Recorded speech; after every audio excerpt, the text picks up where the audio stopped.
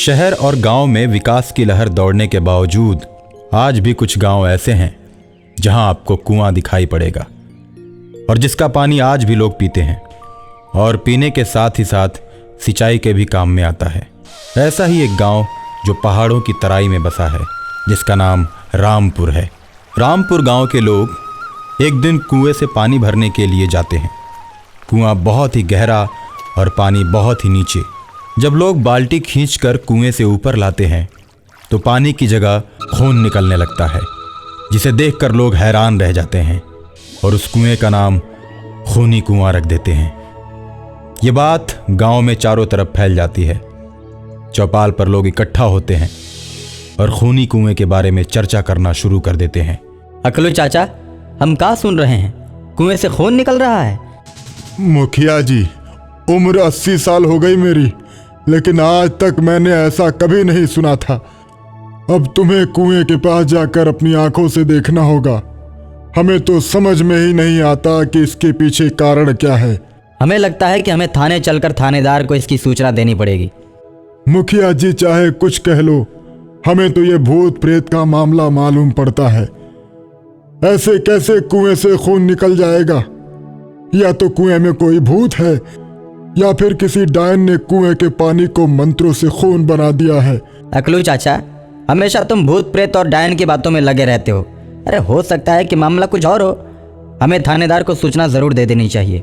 मुखिया की बात सुनकर गांव के सभी लोग मुखिया के साथ थाने की तरफ बढ़ जाते हैं और कुएं से खून निकलने की घटना को थानेदार को बताते हैं।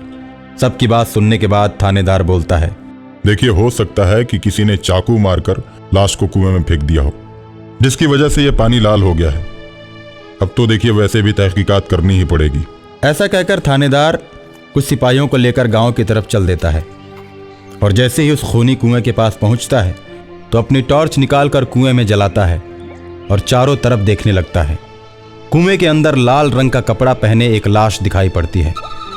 हवलदार की आंखें सिकुड़ जाती हैं। आनन फानन में वो कुएं में उतरने वालों को बुलाता है और लाश को बाहर निकालता है।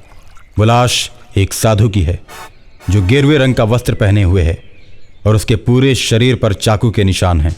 थानेदार उस लाश को पोस्टमार्टम के लिए भेज देता है। तुम गांव वालों ने मिलकर मंदिर के पुजारी को मार डाला और ऊपर से रिपोर्ट लिखाने भी आ गए। बताओ, किसने मारा पुजारी को? कोई कुछ नहीं बोलता। थानेदार मुखिया और अकलू चाचा के साथ साथ गांव के 21 सम्मानित लोगों को पकड़कर जेल में बंद कर देता है। थानेदार जी, भला हम लोग पुजारी को क्यों मारेंगे? देखिए, आप अच्छे से तहकीकात कीजिए। बेगुनाहों को जेल में बंद करने का आपका कोई अधिकार नहीं। देखो मुखिया, मैं तुम्हारे गांव की जनता नहीं हूं जो तुम मुझे बेवकूफ बना दोगे। मैं थानेदार हूं। मैं अच्छी तरह से जानता हूं कि किसको पकड़ना है और किसको नहीं।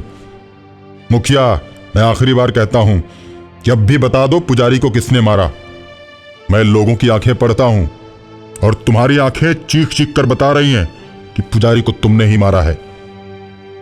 तुम सही तरह बताओगे या मैं फिर अपने तरीके से पूछना शुरू करूं? देखो, मैं तो कहता हूं कि बता दो, तुम्हारी सजा कुछ कम करवा दूंगा। नहीं तो फिर समझ लो कि मैं जब अपना तरीका अपनाऊंगा तो तुम सही भी बोलोगे और तुम्हारी सजा भी बढ़ जाएगी। मैंने भी बहुत दिन तक नेतागिरी की है। थानेदार साहब, कानून की थोड़ी बहुत जानकारी तो हमको भी है। जब तक कि मेरा दोष साबित नहीं हो जाता तब तक आप मुझे नहीं पकड़ सकते। ठीक है, पोस्टमार्टम रिपोर्ट आ जाने दो, पता चल जाएगा। एक दिन रात में पुजारी की आत्मा थानेदार के पास आती है और उससे कहती है, मुझे मंदिर से पकड़कर रात में मुखिया और उसके सभी साथियों ने मिलकर मारा था और मुझे घसीटकर कुएं तक ले आए और उसके बाद मेरे शरीर पर चाकुओं से वार किया और मुझे कुएं के अंदर डाल दिया। थानेदार साहब, आपको परेशान होने की ज़रूरत नहीं है। इतना कहकर पुजारी की आत्मा गायब हो जाती है और रात में मुखिया के सामने प्रकट होती है और मुखिया की गर्दन को पकड़कर पुजारी की आत्मा उसे मार देती है और उसके बाद उसे घसीटते हुए कुएं तक ले जाती है और उसमें डाल देती है और उसके बाद थानेदार के पास आकर बोलती है, मैंने अपना पहला शिकार मार दिया। जाओ, कुएं से उसकी लाश को निकाल लो। थानेदार को लगता है कि वो रात में सपना देख रहा है, लेकिन सुबह उसका सपना हकीकत में बदल जाता है और सुबह कुएं से मुखिया की लाश बरामद होती है। इसी तरह एक एक करके पुजारी सबको मार देता है और पुजारी की आत्मा श्राप देती है कि गांव में इस कुएं का पानी हमेशा हमेशा के लिए खून बन जाएगा। तब से लेकर आज तक उस कुएं में पानी की जगह खून निकलता है और इस तरह पुजारी अपना बदला पूरा करता है और थानेदार किसी को भी नहीं पकड़ पाता, क्योंकि आत्मा को कोई कैसे पकड़ सकता है।